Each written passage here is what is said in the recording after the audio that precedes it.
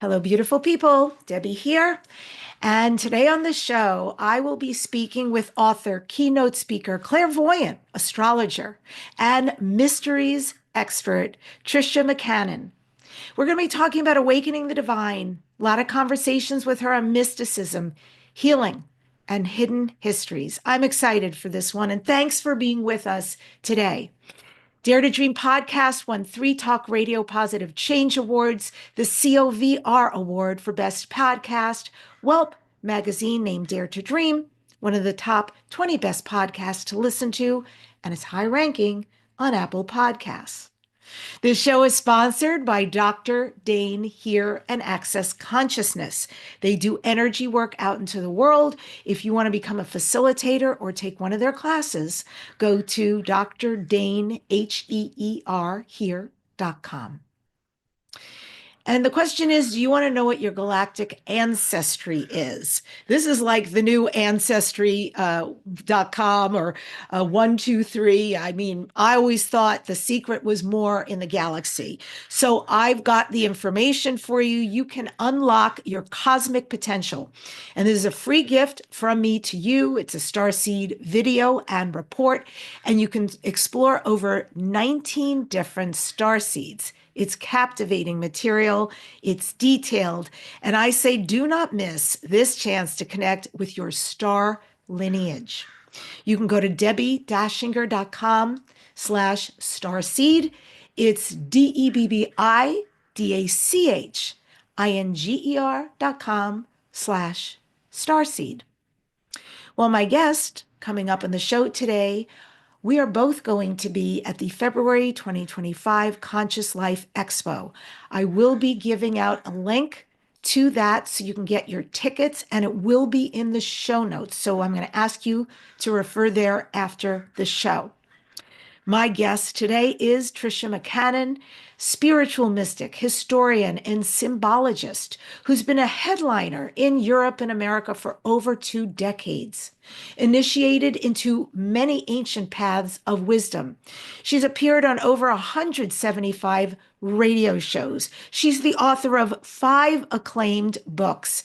And Ms. McCannon speaks on a variety of subjects, from the lost years of Jesus to the quest for the philosopher's stone, Egyptian mysteries to the reemergence of the divine feminine, ancient civilizations to angels. She is the founder of Phoenix Fire Mystery School and leader of the global peace initiative called The Way of Truth with students worldwide. If you'd like to learn more about her, go to her website, her name, TriciaMcCannon.com. And with that, I welcome the amazing Tricia McCannon to Dare to Dream. It is so great to have you on the show today. Welcome. Thank you so much, Deb, and it's such a pleasure to be with you and see you and your wonderful guest and audience. So I want to start with, because of how meaty your beautiful bio is and the work you do, and now you know more about me. We chatted before. What is your shamanic lineage? Can you say more about that and how you were initiated? And let's start there. Gosh, you were sharing with me some of your history in the Central American and Native American and South American traditions. I also have some training within the Native American twisted hair tradition here in North America, but not in South and Central America. My background is very much I came into the shamanic path through the goddess tradition, which is the divine feminine. And I talk about this actually in my book, Return of the Divine Sophia, which is, as you said, one of 5 books. And this book is very much about discovering the hidden history of the planet and how for thousands of years there wasn't any war or conflict on the planet because people believed that the creator of all was the Divine Mother. And for me, as a growing up, I grew up across from a great forest, and I spent a lot of time in the forest. And I began to see as a child these divas and elementals, and I think most people don't see them. And so they went and told the overlighting angel of that forest. And he came when I was about 8 years old and began to teach me Wow. about the great chain of being and how the light and the sound and the vibration is stepped down through the dimensions to, of course, eventually form the world we're living in, the physical world. And so he was one of my first teachers. And then growing up in my, great American dysfunctional family, like so many other people, I wound up doing a lot of praying that someone wiser than myself would show up. And so I began to have this guardian walk by my side. And for the longest time, he would not show me his head. And later, of course, I was to realize that was because it was the head of an eagle, even though the body was the body of a human. And when I was 19, I met a lineage of masters called the Sahaji or Viragi masters. And this is an unbroken lineage of masters they've incarnated in every land of the world, from Persia to the Far East to, Egypt to, England to America and the Americas. I was initiated at the age of 19 in this lineage. And that lineage of masters teaches basically that the three highest principles are love first, sound second, in the beginning was the word, and light third. These are the three purest ways that we can know the divine. And this made perfect sense to me because, of course, now science knows that there's what they call phonons, which is vibration and sound, and they turn into photons, which is light. And this is, of course, what the mystics and the masters have been saying for thousands of years. And this eventually falls into, let us say, in the higher dimensions, what we would think of as the sacred geometric templates that allow the worlds of form in the third and fourth and fifth dimension to be created. So that was my initial. I'm still very much in that lineage of masters. But then when I was 27, I met my shamanic teacher, and she was trained in the Native American twisted hair tradition and many other traditions, including the goddess traditions. And so I began to be trained in those traditions as well, including the Egyptian traditions. That's the Celtic, European, and the Egyptian are very strong. I'm not really trained in the African traditions. That's a whole nother, I know Yemaye and Oshan, but that's a whole nother tradition. So, there are wisdom keepers in nations and cultures around the world. And I think it's important for us to listen because even though they've created different, let's say, ceremonies or traditions, in the end, all of the streams go into the great river that go into the mighty ocean of love and mercy, which is what the masters call it. And do you utilize shamanism today in any of your practices, both either personally or professionally? Yeah, as a clairvoyant, I work very much in the Christ energies and the Divine Mother, the Divine Father energies. And I have done probably 6,000 readings or more for people all around the world. But I do a lot of healing work with people. The clairvoyant work I can do over the telephone if I have a photograph of the person or a Zoom call. But the healing work, I actually have to work with them in person. And so when I'm trained in a lot of traditions, and some of the shamanic work would be, for example, um, using a sage or crystals or pendulums to measure energy fields. And then once you make these shifts with people, you can remeasure the field and see a qualitative difference. So in the Native American, they have what are called the four sisters. I don't know if you've heard of them, but they're basically sage, which cleans the field, white sage, sweetgrass, which harmonizes and balances the field, cedar, which grounds the field, and tobacco.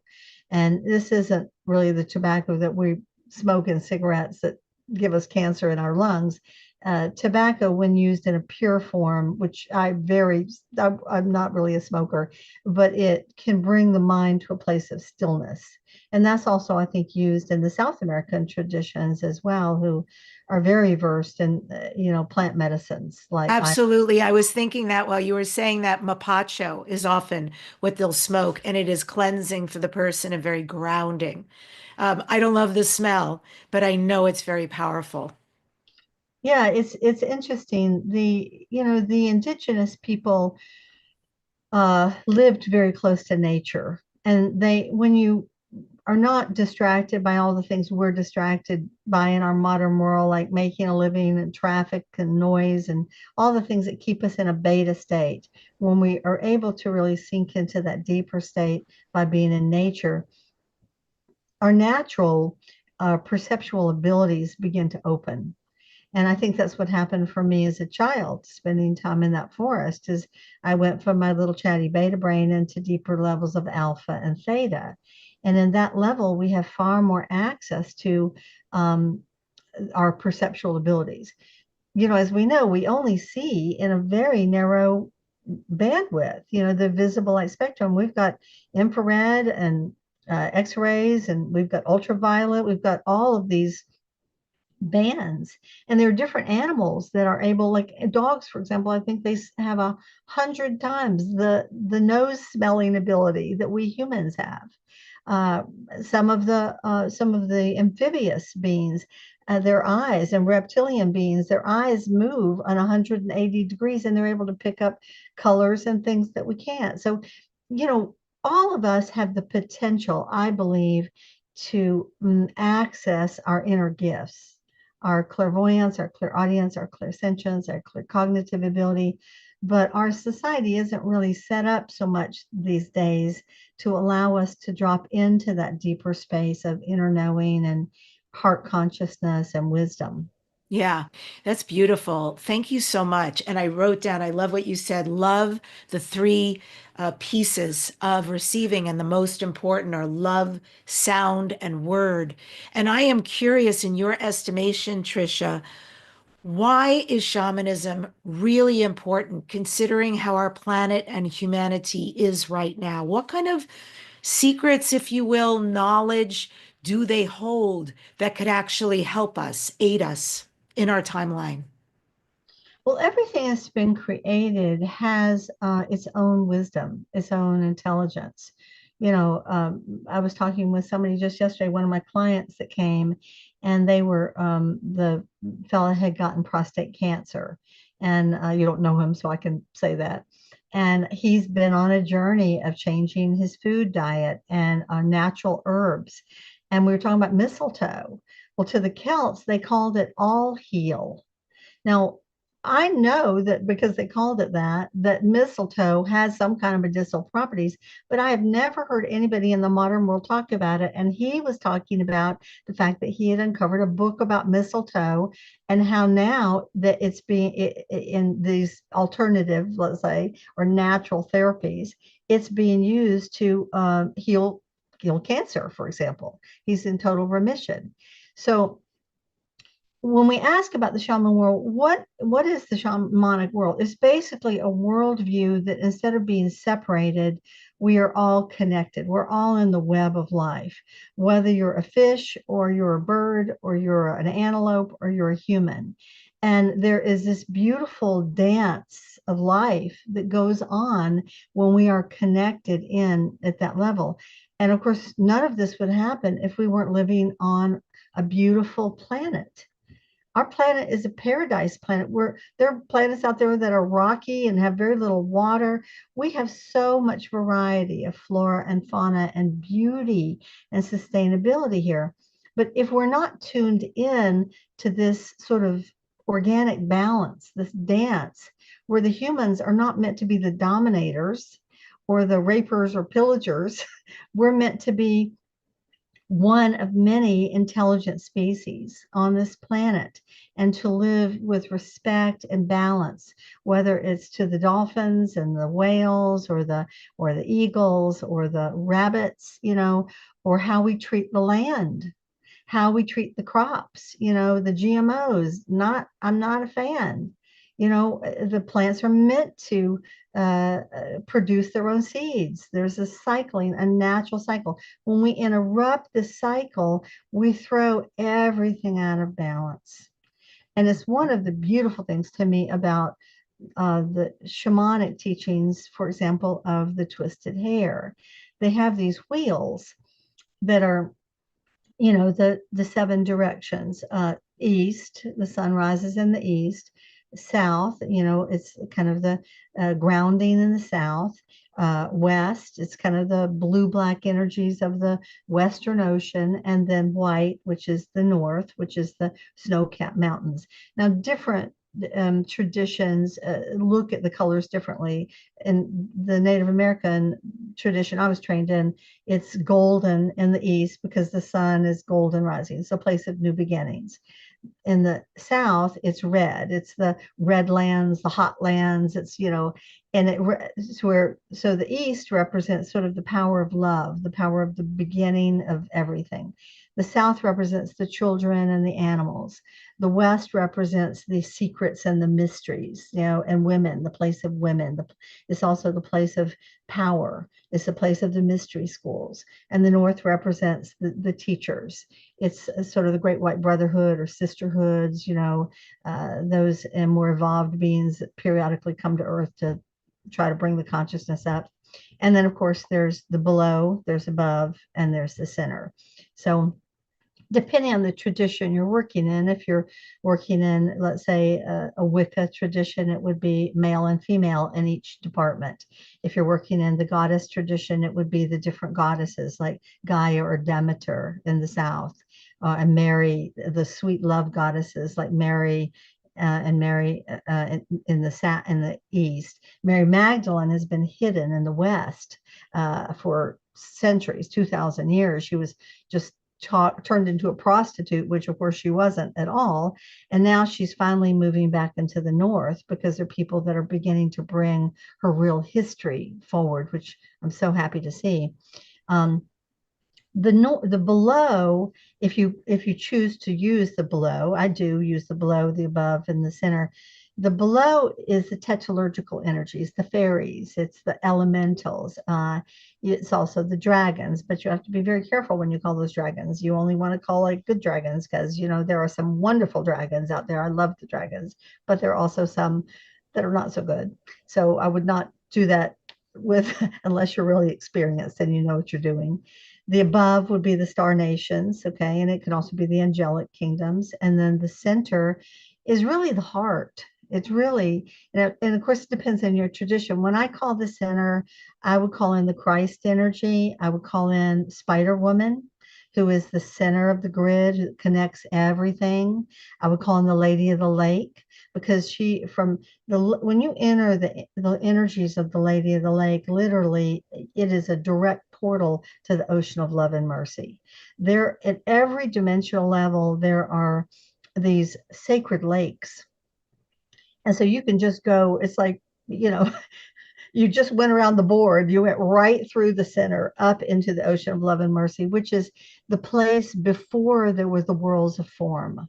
Okay, let us say, Atum or Sugmad or the great spirit of all, before the worlds of form were even manifested. It's it's an amazing place. They call it the plenum in philosophical, languages.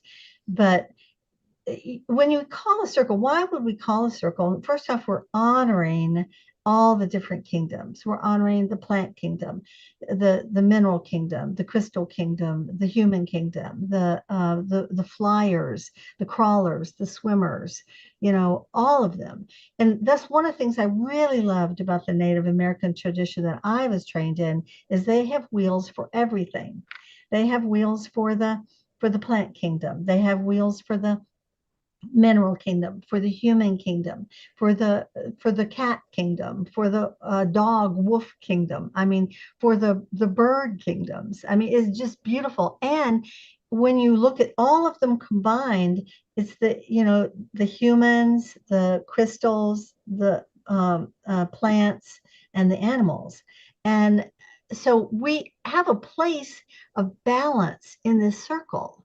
And when we think that we have the right to destroy the land, the oceans, the air, the water for greed or profit or, get rich quick or, I mean, we have really lost sight of what's going on here because right now, this is the only planet we have.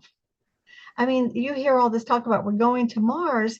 Well, okay, we can go to Mars, but Mars right now would need to be completely terraformed, and we don't even have the technology for it. It's a smaller planet. It lost its atmosphere. It was once like Earth. But when the planet with the asteroid belt blew up, and was destroyed, it was swiped, as you can see that big swipe on the bottom half of it, and then it began to bleed the atmosphere and then the water off. So why are we talking about terraforming Mars when we could just take care of our own planet right now, right here, right now? And many of you may say, well, what can I do? Well, the simplest answer is recycle. Okay, that's the simplest answer is be conscious of recycling. If there's not a recycling program in your county or your city, see what you can do about getting one going. And I know that sounds like very mundane, but it's what we do day to day that builds. I just visited my brother and sister-in-law. I'm going to call this place out, this city in Fleming Island, Florida. That is right near Jacksonville. And I had finished a bottle of water and I said, "Where do I recycle this?" And they looked at me just, forlorn and said, "There is no recycling here."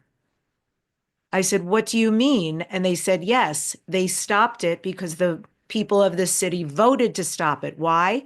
Because they claimed if they started a recycling program, the taxation on us, it was so high and ridiculous that people voted against it. I was beside myself. Like, so they put all this in a landfill. This is 2024. What are you talking about?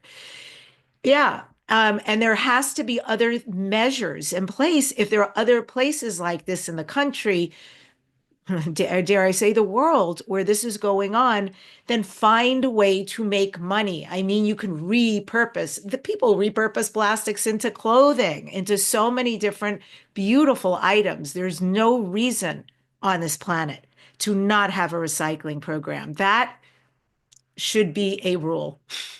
I totally agree. And we talk about all these wonderful metaphysical concepts, but it also comes down to the practicality of how we're living our lives day to day. What we vote for. Do we want to vote for division and hate, or do we want to vote for unity consciousness? Something that's going to uplift the people or something that's going to divide the people. It's the same thing with, exactly what you just said.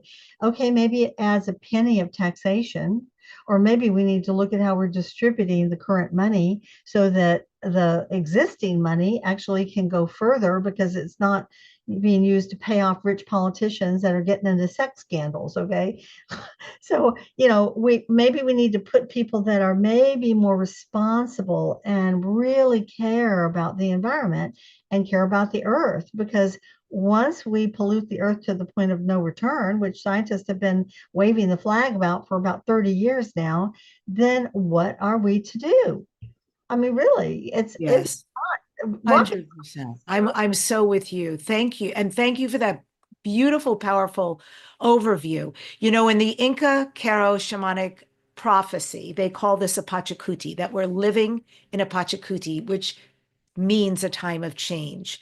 And it means many changes. One of the many changes is that we are into the rise of the divine feminine, that there will finally be a resurgence, because we all know the divine feminine was here originally, and now she is back, which means within each of us, men, women, there's also a rise within us right now.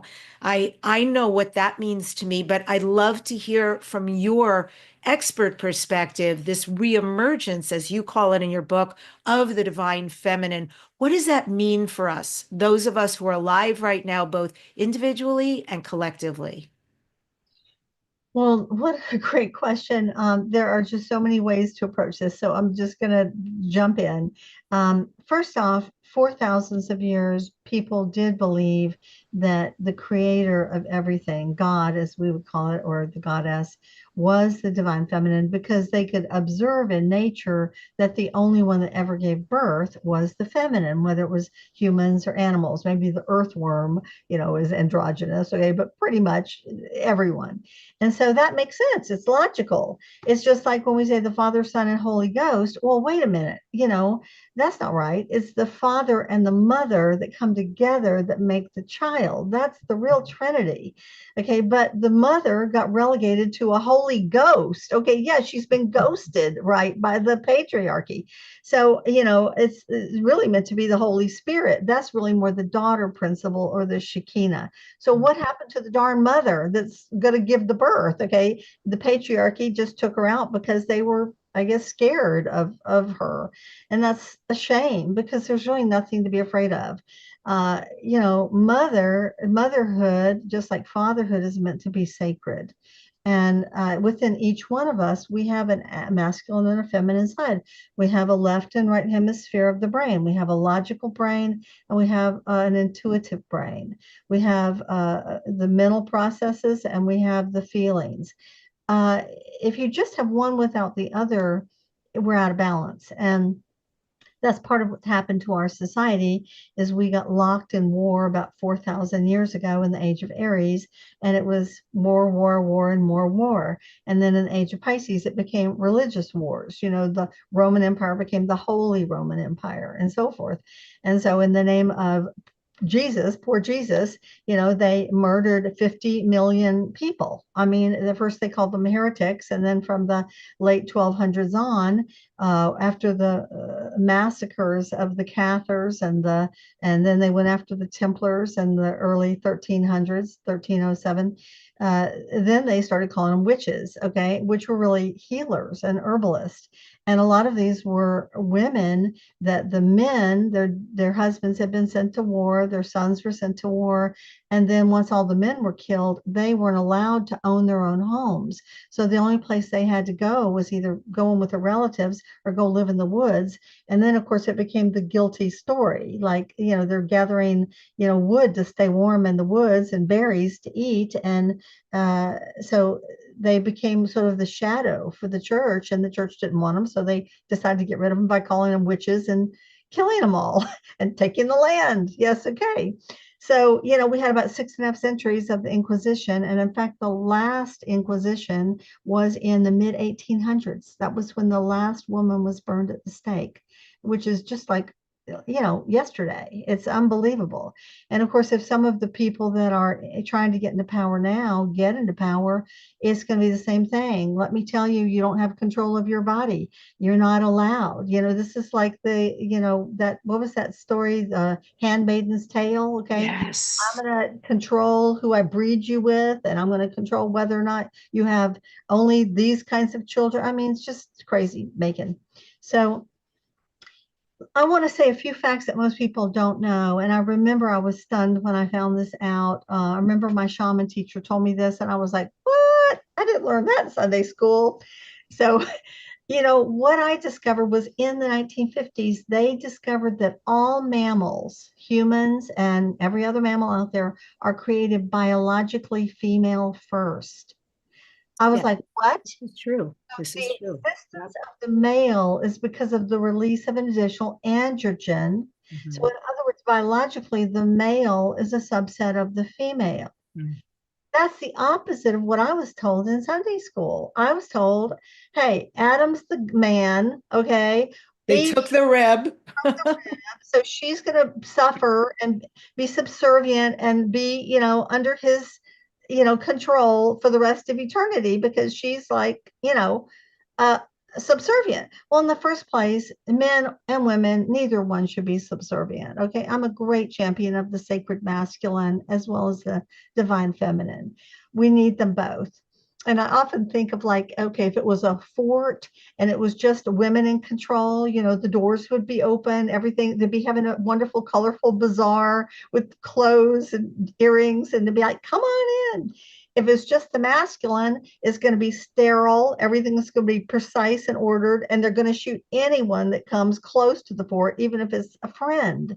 So we need the masculine and we need the feminine to be partners in balance. We need to use discernment and we need to have a certain amount of structure and order and logic, but we also need our emotions, our heart, our feeling, our compassion for one another. Yeah, thank you. That is so beautiful, so comprehensive. And I also know it's going to be about us receiving, remembering, coming out of the industrial, active, busy age into way more of the being, meditative, healer age. There's going to be huge changes, and we are in the midst. We have big shoulders that we all chose to be here at this time. And I'm really curious also, Tricia, because your bio mentions that you are a symbologist. And what a great word. And I just want to say for the audience, what is a symbologist? So this is somebody like Tricia, an expert, who studies symbols, and especially those that have been used in ancient religious or secret societies. So I'm wondering, Tricia, in recent years, what's the most incredible symbolic communication or systems of symbols that you have uncovered? And I'd love it if you tell us about it. Well, let me explain that, before recorded history, what we think of as recorded history, mainstream, there were very advanced civilizations that lived here Yes. in the time of Lemuria, and that was one where we had reached much more the kind of shamanic, universal consciousness of connection with the oceans and the weather and the animals and so forth. We were living in a lot more balance in Lemuria. Uh, in Atlantis, more the masculine began to arrive. But again, for a long time, it was in balance. It really was. But of course, Atlantis kind of got a little too big for its britches there towards the very end. It became very militaristic and so forth. And so, and although there was a lot that was great about Atlantis, it's important to say that for thousands of years, education, universities, the use of non-polluting energy, like with crystals and solar power and so forth. We can get out of balance if we don't pay attention in our own life, but also in our societies. So what happened is because of the misuse of this energy, after the Great Flood, those that survived that went to Egypt or the Yucatan or South America or the Celtic Isles, there were 10 different exoduses that went to different places. They chose to encode a lot of the hidden information in symbols on purpose because they didn't want people who were greedy and power hungry to get a hold of this information. For example, in Egypt, and most of the great mystery schools, there were three major levels of initiation. The first level is the divine feminine, it's the mother-daughter energy. You could say in Greece, it would be Demeter and Persephone. That would be a way of looking at it. In Egypt, it would be Isis and probably Bast. And the second level was, and this was healing, by the way. The first level, you always learned about the plants and the how to heal. You learn to be of service, unconditional service to others. You learn to communicate with the plant kingdom and to be taught by the plant, mineral, and animal kingdom. This is fundamental. So when you talk about shamanism, that's the first level. If you don't have that level, you're acting from mind and ego, not from compassion and service. The second level was the divine father and son. And this is, things like mathematics, sacred geometry, the Pythagorean theories, all of that, the music of the spheres and, music, math, geometry, and architecture are all expressions in different ways, whether space or time or space and time. So, and then the third level brought you into mastery, where the two came together. So in the mysteries, you were only taught the five platonics, four of the five platonic solids in the second level. It was not until you reached the final level that they taught you about the dodecahedron, Why? Because the dodecahedron is a shape intrinsic to the creation of the atomic bomb. And they didn't want you to have that knowledge until they knew that you were far enough along in your wisdom and your divine grounding and service. And of course, they developed both sides of the brain. So one side was the knowledge learning systems, da da da da. The other is out of body experiences, where you learn through your own experience, not just in theory, that you are an eternal soul. That this is one of your many lifetimes. This is one chapter in a gigantic book of life that we're all writing. So the question is, what do we do with this chapter? How do we use it?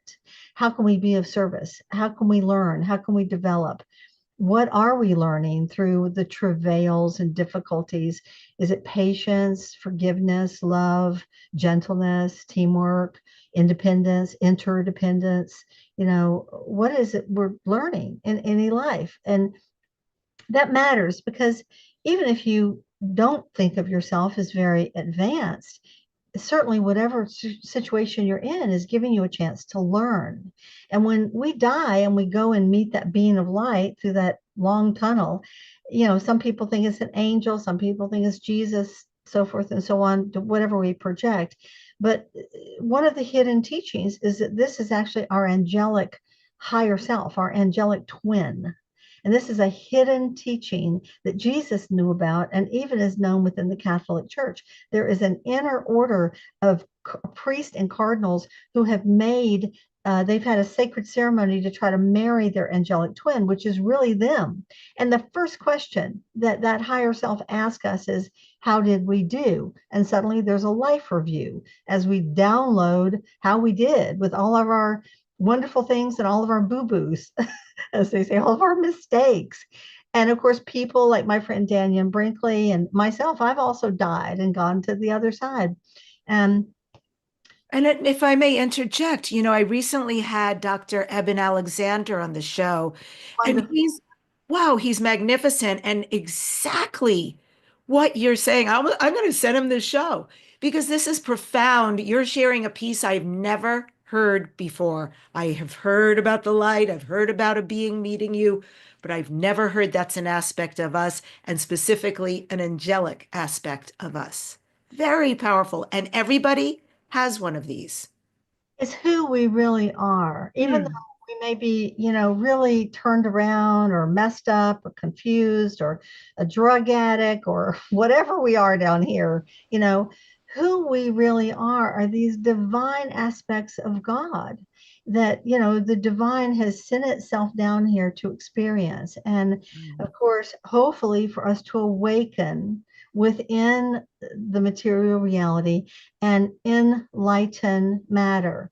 That means not to just leave the body, which is always a great experience if you get to go into the higher realms and study with the masters and the temples of golden wisdom. And, we do this in the Way of Truth. And if any of you are interested, you can go to the wayoftruth.com website and check it out yourself. But also to bring that light into ourselves, to awaken the light in matter, to enlighten matter. And this is when you were talking about this age that we're in. And I had a great conversation this morning with a dear friend of mine in California who we were talking. She was like, well, I thought we were past all this division and hardship and politics. And, for the last 30 years, so many of us have been working to Mm. bring more consciousness into the world. And I said, look, we're at this place where the old paradigm of control, power, suppression, war, conflict is fighting tooth and nail to stay in control, to keep us in these conflicts, to keep us in this confusion and this doubt and not knowing what's true and not knowing what's not true. Yeah, yeah, yeah. All you really have to do to know that is to go into your heart. Mm. And if it brings joy, if it brings unity, if it brings kindness, if it brings love, and then it's the right path. If it brings hate, anger, blame, criticism, lack of self-responsibility, then it's the wrong path. It's really pretty darn simple. It's not the mind, it's the heart consciousness. When you say these ancient civilizations that left behind symbols. Are you speaking specifically about petroglyphs, about caves, and things like Graham Hancock has a current new season out on Netflix where he's showing these amazing ancient sites around the world, and he's showing these very things, these symbols, and what they meant. And is that what you're referring to? Yeah, somewhat. Graham's great, by the way, and also Eben Alexander. I just want to put a hurrah in for him.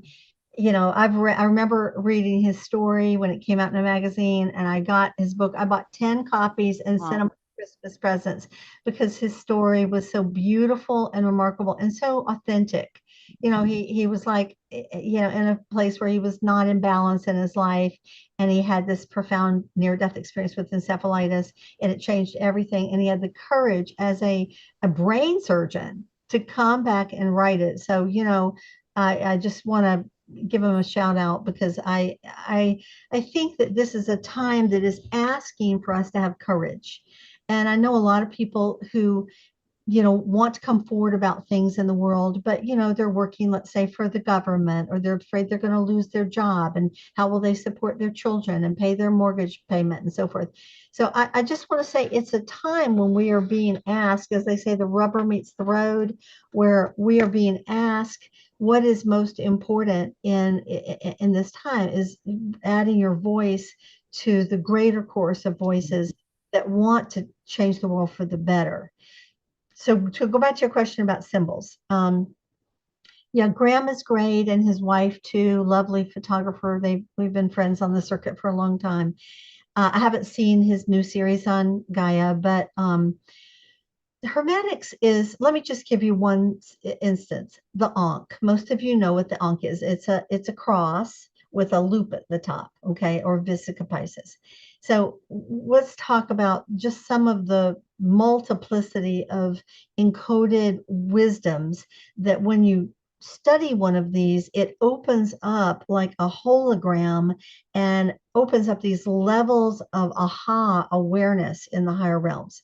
So the vertical line can represent the earth and the heavens, right? But it can also represent the spine, that we raise the kundalini from the base, the life force, up into the medulla oblongata to awaken the pineal gland and the thousand petal lotus at the top to be able to leave the body and have a transcendent experience. The horizontal line can represent the balance of the left and right hemispheres. And of course, they come together at the third eye here, as just as Jesus said, when you make the two eyes into one, the inner into the outer into the inner, the male into the female, and the female into the male, then you shall see the kingdom of heaven. He was telling us right there in the Gospel of Thomas, the spiritual technology to awaken our third eye.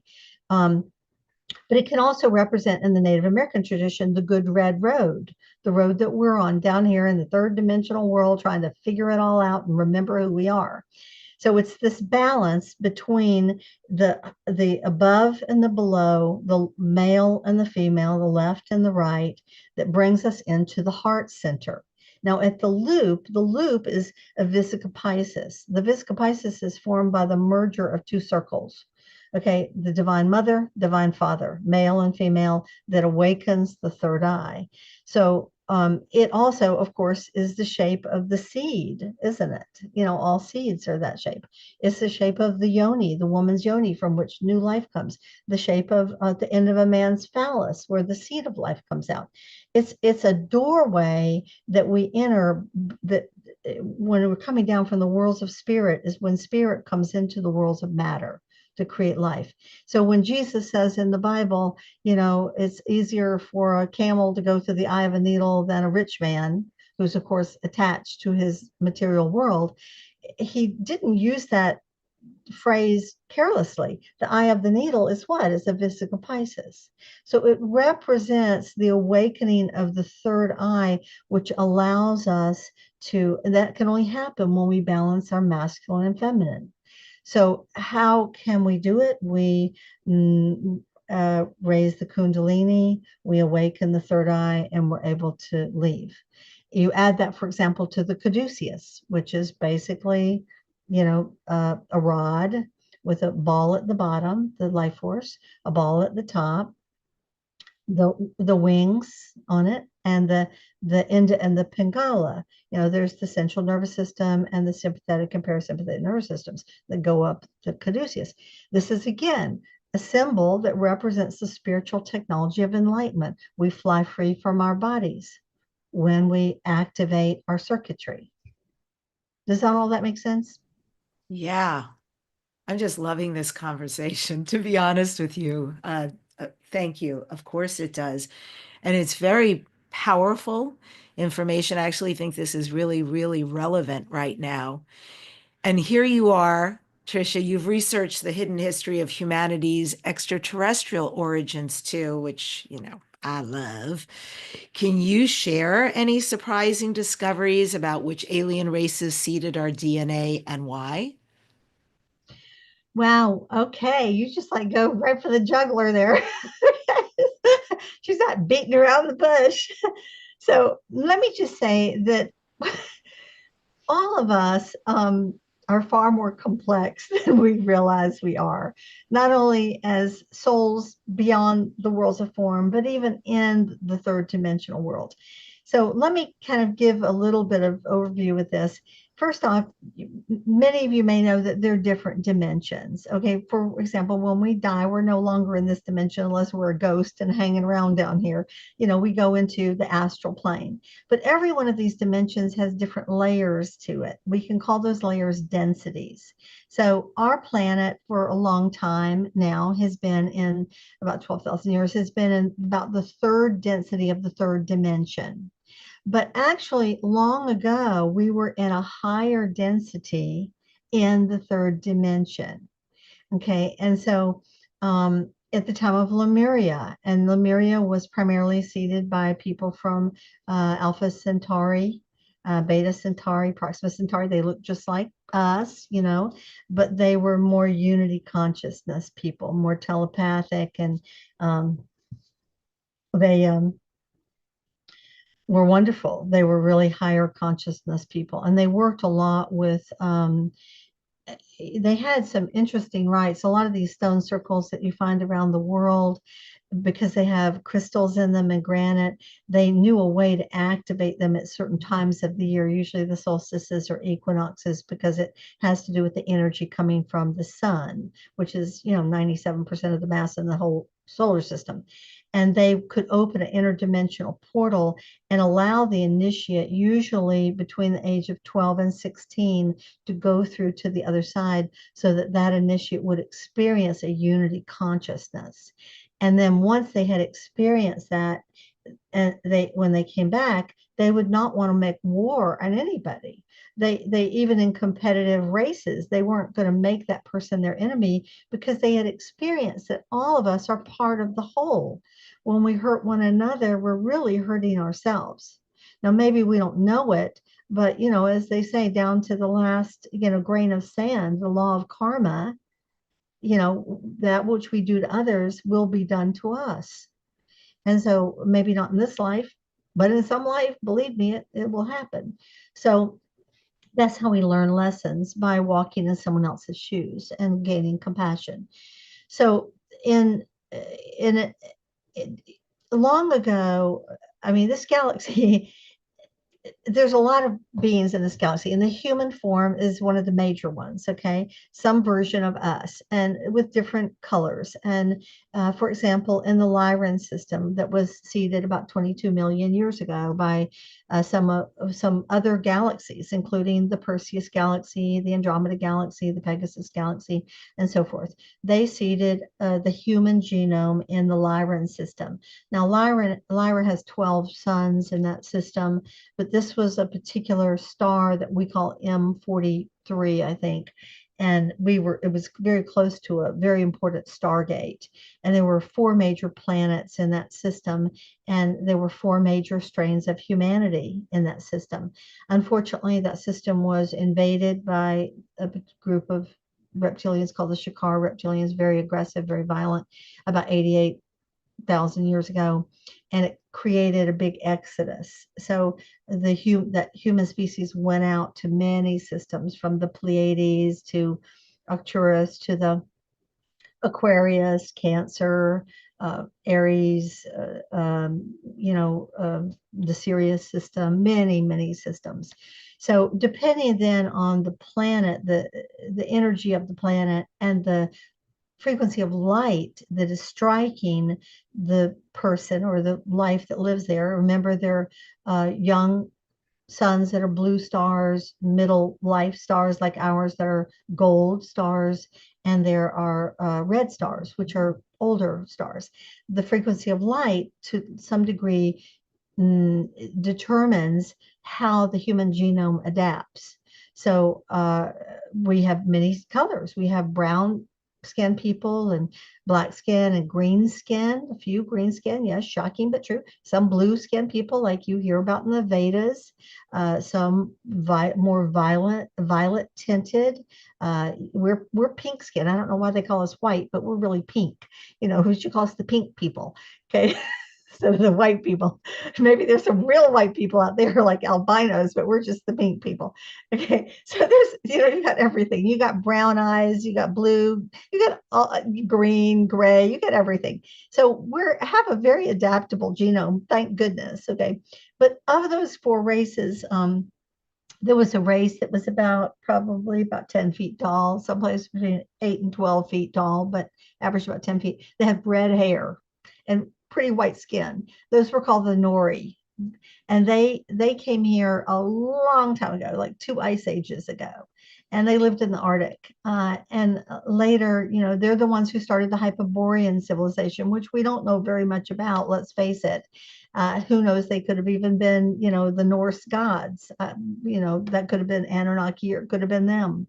But eventually they moved into Atlantis and then they dispersed to North America and Central America. And in North America, they became the mound builders. And this is why we found all these skeletons that are, 8, 9, 10, 11, 12 feet tall with red hair and mummies, mummy wrapping. And they had huge pearls. I mean, they had pearls as big as tennis balls. Okay. They found so much stuff. And there's some great books about this that are out there, the giants of North America. And when De Soto and Cortez and all those Spanish conquistadors came over here, they found these tribes of people that were 10, 12, 13 feet tall and were nice. They were really nice people. They weren't making war or anything. They could carry big old boulders, 350 pounds.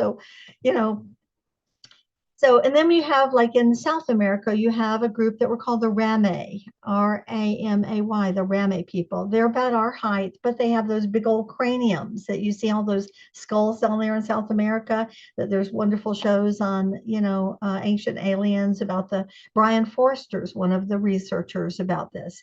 So they have the skulls like the Anunnaki with the large craniums, but they're only about 5.5 feet tall. They're the ones that brought the Mayan calendar to the natives who live there. They're the Lang people. They're about 2 feet high. They were in the Celtic lands a lot. They're like not the fairies exactly, but the little people. They like shiny things, lots of shiny things, like that shirt you're wearing. That kind of looks shiny to me over here, but definitely they're playful, music, arts, dance. And they actually are very helpful. They kind of try to rescue people when they've been abducted by those crazy Naboo Greys that have been down here since the 50s, taking people, and now they've kind of been run off the planet mostly. So yay, some of those abductions are stopping. So there's a lot of people out there. It's a big universe, and but I want to just say we're in the lower worlds. And as long as we're in the third or fourth or fifth dimension, even, but let's say the third dimension with all of its different layers, because a lot of these groups are at the fifth or sixth or seventh or eighth or ninth or 10th or 11th density, like the Arcturians are very high. They're up there in the 11th density of the third dimension. So these vibrational densities, the higher you go, you get to the point where the dark forces can't get to you as easily because they can't achieve those states of consciousness and vibration.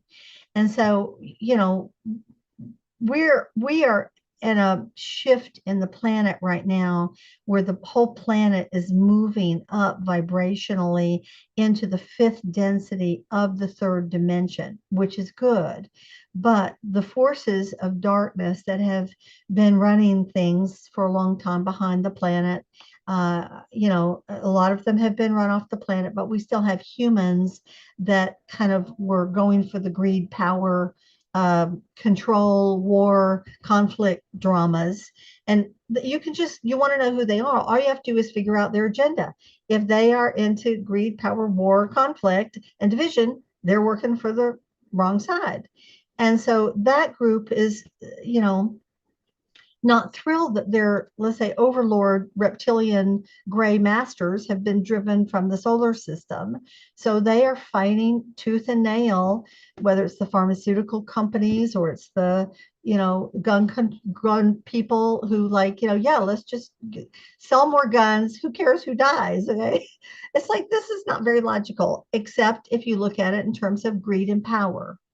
And so if you can just look at it from that point of view, who is who is into greed and power at the cost of unity, consciousness, and harmony, then it's not a difficult puzzle to solve.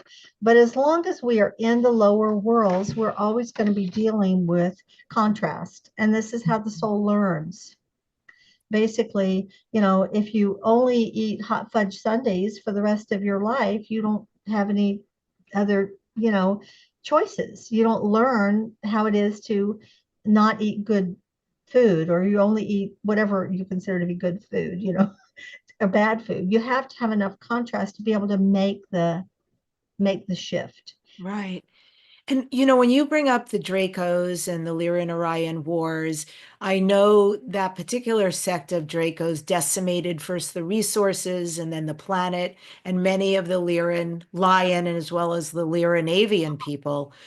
And just as an overview, because I've always been curious about this, are all Dracos bad? Or are there sects of Dracos that you feel are actually very good people? I mean, I always bring it down to there's good lawyers, good singers, bad singers. So what about the Dracos?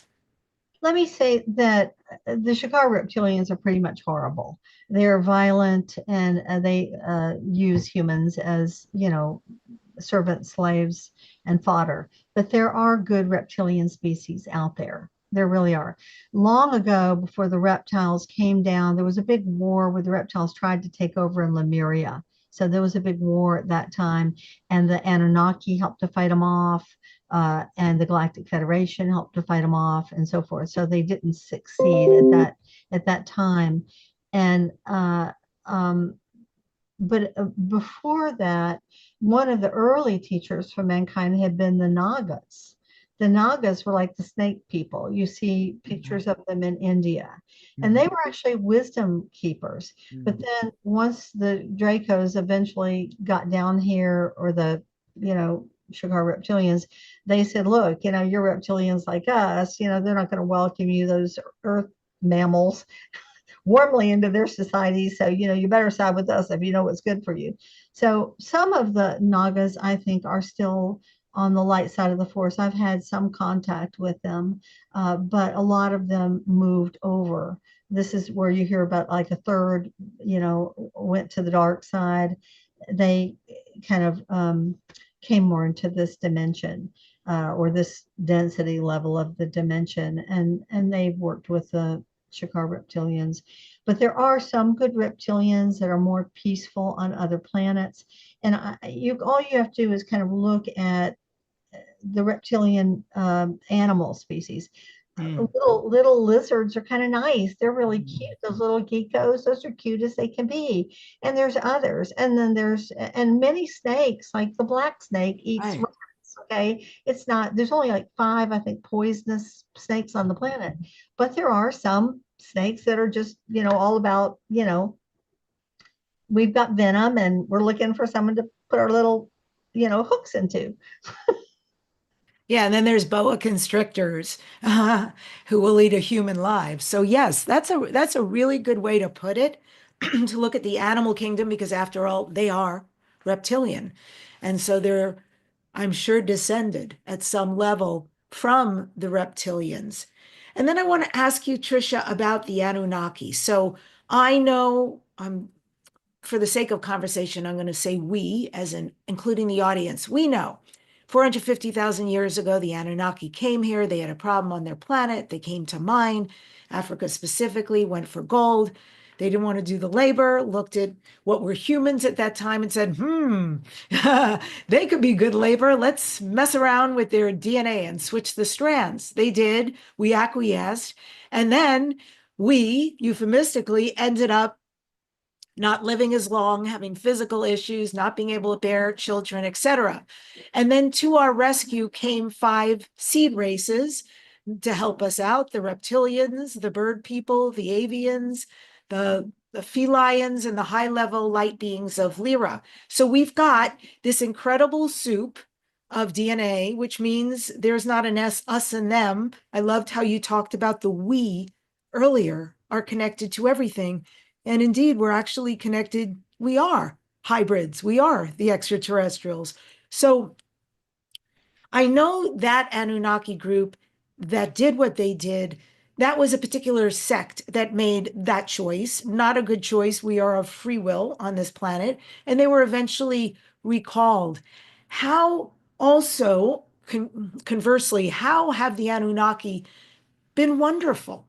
What have we benefited from them, through them, in relation to them? Well, as you know, just like human beings, we have some very masterful, beautiful human beings on this planet, yourself included, and maybe many people in this audience that are listening. And you also have people who would sell their mother and all their children's souls for power and money. Mm. Same with the Anunnaki. You have people like Enlil, who really was all about power and control. And he really did not like the humans. He despised them and looked at us as lesser beings, and actually were afraid that we would develop and surpass them, as given enough time and enough mentoring. And then we have people like Enki, or Ea, Prince Ea, who was very much an advocate for the human race, wanted to teach us, train us, and see how we could fulfill our potential.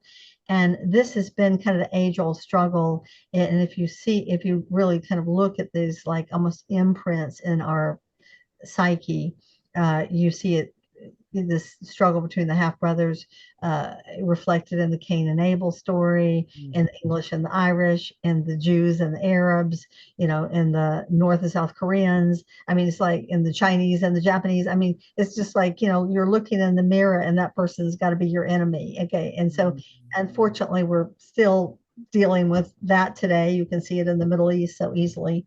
So, to kind of continue with your question, the Anunnaki they accelerated our evolution genetically, but they also brought us writing, mathematics, architecture, metallurgy, music, medicines, herbs, plants, our understanding of time, our understanding of numbers. I mean, they brought all the foundational arts and sciences they brought to us. Yeah, did they mess up some? Yeah. Did they, get involved in their own little petty squabbles and wars and ego trips? Yeah.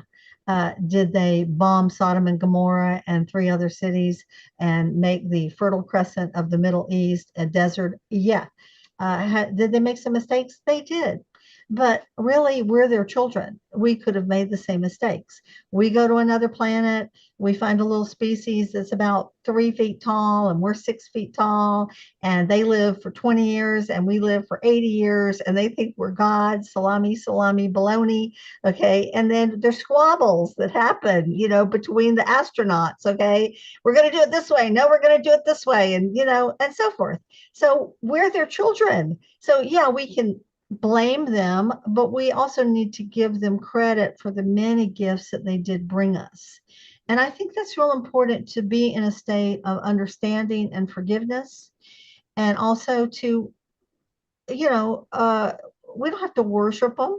I mean, it's just like it's interesting, you know, when you study the ancient world, which I've spent a lot of time, in a way, we are kind of like their children. And so first we worship them uncontrollably, you know, I mean, without any question. Then we begin to get rebellious. Think about how the Greeks, you know, were, and, you know, they were scared of them, but they were still going to pull down their statues. And, you know, you think of some of the story of Perseus and the city of Argos and so forth. So then we became rebellious. Then when they left us, we missed them terribly. There's literally letters from priestesses that are like, please come back to the temple, my whole meaning for life. I don't have a meaning anymore. Please come back. So we missed them. Okay. Then we decided we were going to deny their existence. They don't even exist. They are myths and legends. Those stupid, superstitious ancestors of ours made up. They never even existed. We are going to rewrite history, and it's starting 2,000 years ago. That's what's going to happen. Okay. Okay. We'll go back 3,000 more years. Oh, maybe five, but we're not going back very far, because then we're going to have to take a look at who set the flood, which was Enlil, by the way. Who wiped out Atlantis? That was Enlil, by the way. Okay, because he didn't like humanity. Let's not tell the humans that they were very evolved in Lemuria and Atlantis, because then they'll get too big for their britches and think that they can do it again, and they'll be rivals to us. That's how Enlil thought. That's not how Inky thought, but he wasn't really in charge. So, you know, so now we're at the place of, oh, we had parents? Hmm. That's an interesting theory. Could you show me some proof of that? Okay, that's the stage we're in now. And so some people are still like, what? No, you know, we got made out of mud and clay. It says so in the Bible. Or others were like, you know, maybe we were beamed down here long ago. I mean, the story we're told is that we are cavemen. We're monkeys, and then we're cavemen swinging out of the jungle, and then poof, civilization, just add water. I mean, it is just not logical. Oh, that's great. And of course, there is proof. There actually, I mean, scientists now have found genetic proof about our connection to the extraterrestrials. Now, specifically the Anunnaki, I mean, just look at the amazing amount of paintings, of carvings, of petroglyphs that show these godlike tall beings in Yeah. history, in ancient history. Yes, this exists. And then the Muslims are the not the Muslims, but let's say the jihadist Muslims, let's be specific, are around blowing up our ancient history, because no, no, no, life started not with Jesus, but it started with Muhammad. Okay. So let's just push the timeline even closer. I mean, honestly, people's attachment to religious dogma, I mean, if you can look at the beautiful golden thread and truth behind every spiritual path, the inner teachings, they're quite beautiful. But people who are not enlightened, unfortunately, subscribe to things, and they get so locked into dogma, whether it's Christianity or Muslims or Jewish or really any of those kind of monotheistic religions.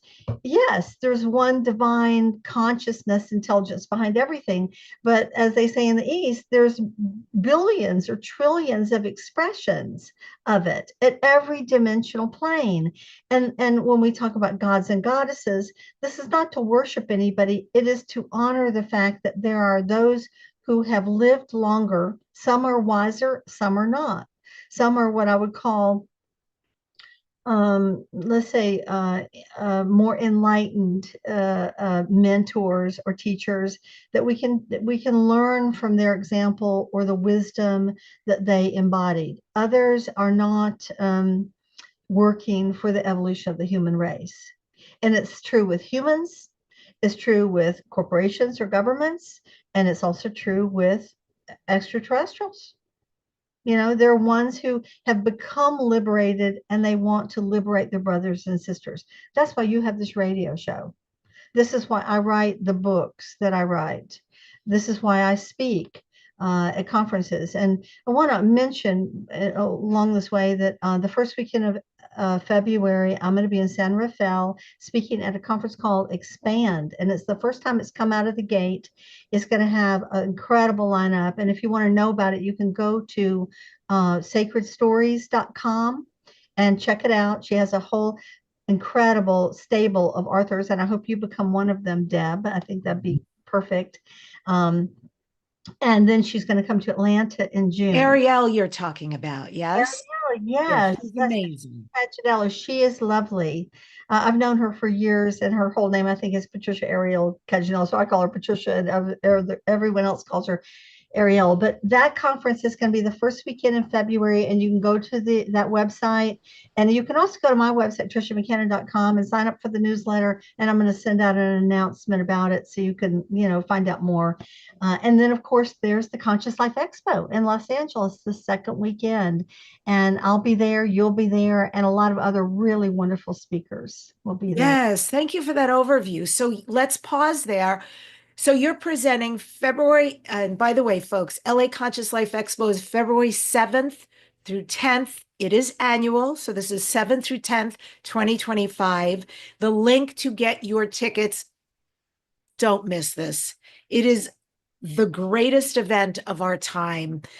And you will get to meet people like Tricia, hear her in person. So the link is in the show notes in the description below. Definitely click there. What are you presenting? What are you speaking about, Tricia, at the LA Conscious Life Expo? I'm going to be speaking about the hidden history of the galaxy. Yes, I know how exciting. You're like, yes, okay. This is definitely one of our wheelhouses.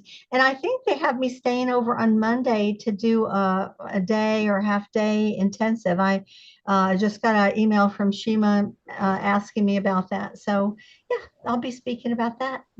Yeah, thank you for mentioning that. That is so perfect. So, what Tricia is referring to is that speakers such as herself, headliners, they're going to have a spot, a really yummy big chunk in order to present and be with you guys in a group, one on one, but in a group. And then there are only certain people that get asked to do a Monday workshop. So it is Friday through Sunday, but then Monday, even though the vendors go away, what we have is amazing time where we get to go way more in depth with Tricia and the few other people. Not many people stay over to do these workshops. I'm always there on the Mondays because the whole 4 days fills me in a way. I mean, what a beautiful way to start the new year, but it fills me with information. I'm going to be presenting Friday at 5 p.m. So come meet us, join us, come hear us speak, get Trisha's books, right? She'll probably be able to sign them at some point. And again, the tickets are in the show notes. I also want to cover the fact that you've got a free introduction to the mysteries that folks who are watching or listening can download. Tell us about that. That's at triciamccannon.com. Yes, at my website, for many years, I was teaching a mystery school in person, and I had people from around the country that flew in, and it was about 14 years of my teaching. And then I started getting emails from around the world saying, do you have an online class? And for a long time, I had to say, no, don't. And so eventually, I created 12 really amazing online classes, and they're each like 130 pages with probably 250 images, hermetic images per class. And you can order those on my website. But I developed just a short, by short, maybe, I don't know what it is, 40, 50 pages introduction to the mysteries.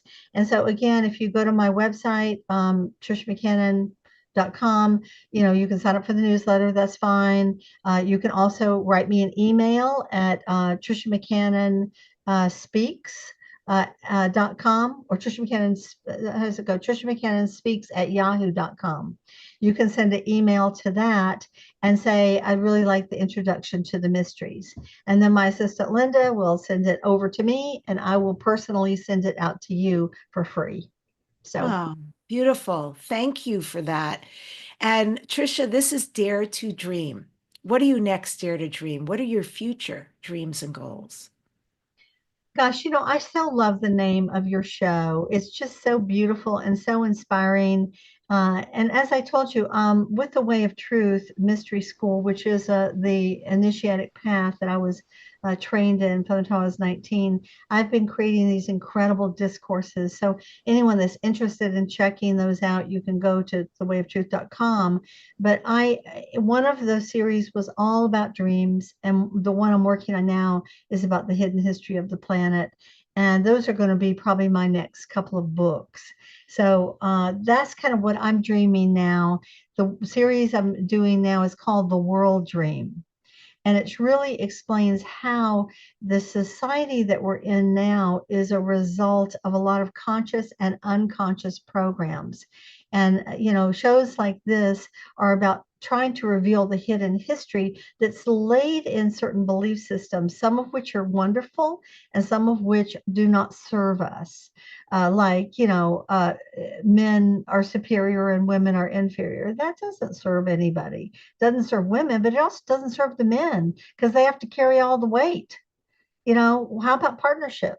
That's just one of many. Another is that, remember, we're the only inhabited planet in the galaxy. And now it's like the next thing was we're in a backwash planet that no one cares about. And the next thing is, no, actually, we were in the center of a whole lot of galactic activity. We're more important than we realize we are.